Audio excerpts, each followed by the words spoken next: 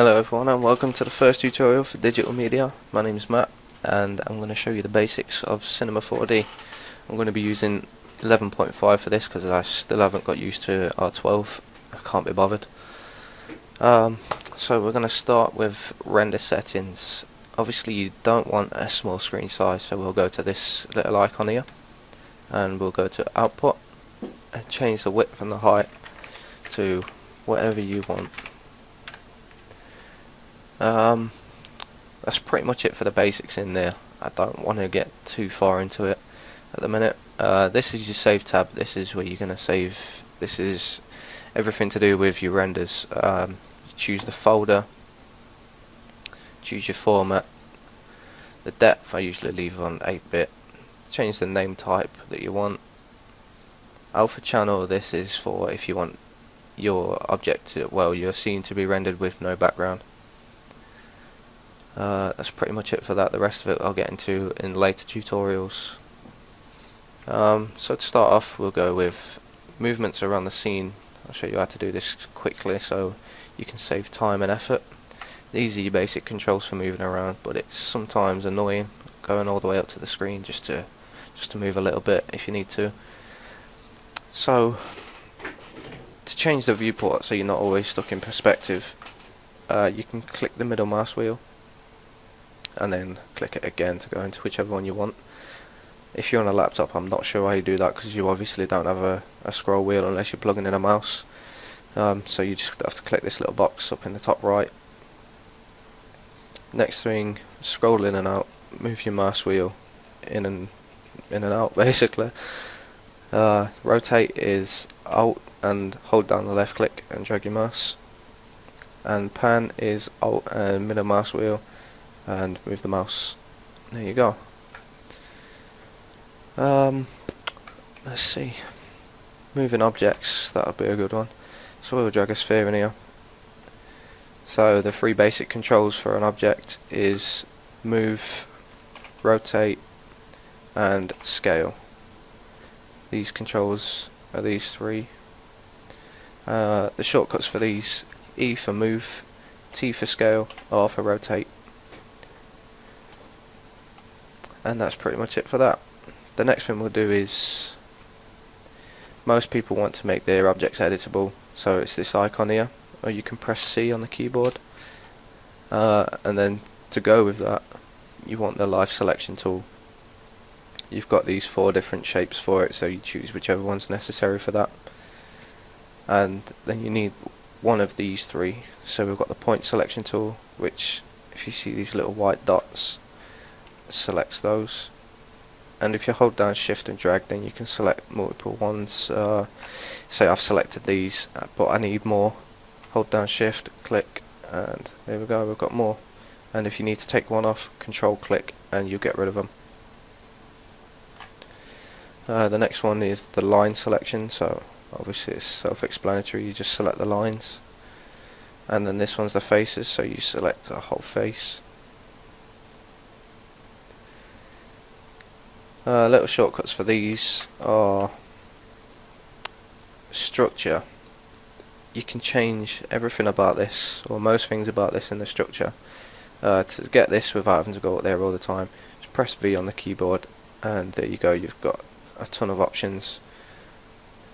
These also come with little shortcuts, so extrude MT, don't worry about the D, so we'll just press M and you can see all the stop going off. You can see all the tools there. So we'll press T for the extrude, and there we go. There's the extrude. Control Z to undo that. Control Y if you want to redo. If you do go into the selection tool, make sure if you want to move the whole thing. And if you've got it editable, not in the selection tool, sorry, press Control A, it selects all points, all the faces. Press E on the keyboard and then you can move the whole lot, otherwise you end up doing something stupid like this, and that's not what you want. But just remember, press Control Z, you don't need to panic. The next thing will probably be let's keep it on this bit. Also, you don't have to press Control A, you can use that if you just click on that icon there, then you can move it. The next thing will probably be materials, so you double click in this box, double click the material, then you can change all these options. So I don't know, we'll change the colour, let's go for red. Add a bit of reflection. Remember, any time that you have reflection on, there has to be something for it to reflect. So I don't know, you could set up a bounce card or something. I don't know, basically like if we drag that material onto there and then put in a plane or a disc and then just put it somewhere where it'll bounce off. Obviously you need lights in there, so you'd set up a scene for that, but yeah. Obviously people would need you need a floor for your object to bounce the shadows off, so you can put a plane in there, or you can go to this lights tab and add a floor. This is where it comes in handy for changing the viewports, because then you can go to the side port or the front and just put the floor directly underneath the object. This, as I said a minute ago, is your lights tab, so you've got plenty of lights here for you to play with. Put a normal one in there, drag it up so we can get some nice lights on this. A little shortcut for this, so you don't have to go up to there all the time. You can either just click on the light and it adds a normal light in there, or you can hold down Control, left click and drag it down, and then you get another one. Put this into position.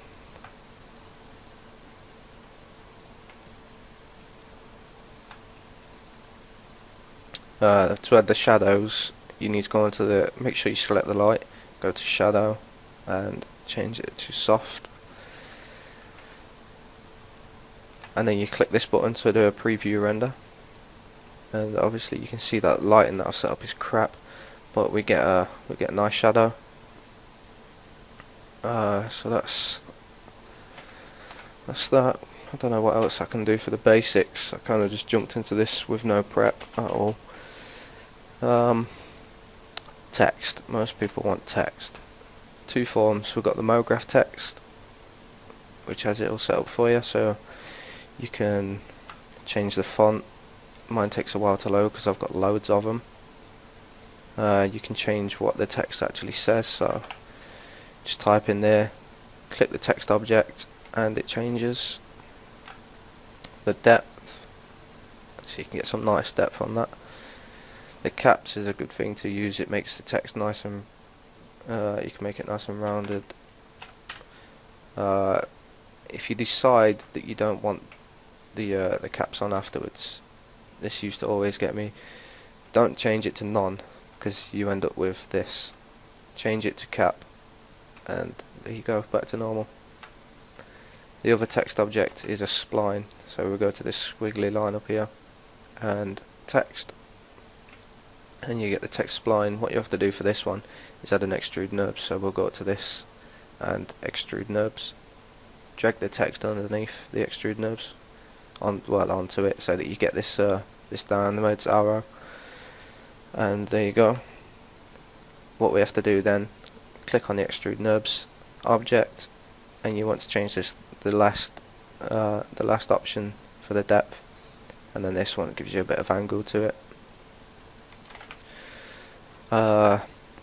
We've got caps in there as well. Also an object, text. Click on the text object, you can change what's in there, and the font again. Change the alignment. How tall the object is, the text is, the horizontal spacing. This one also changes vertical spacing. This is for, let's say for instance we do this, and we can change the vertical spacing on that.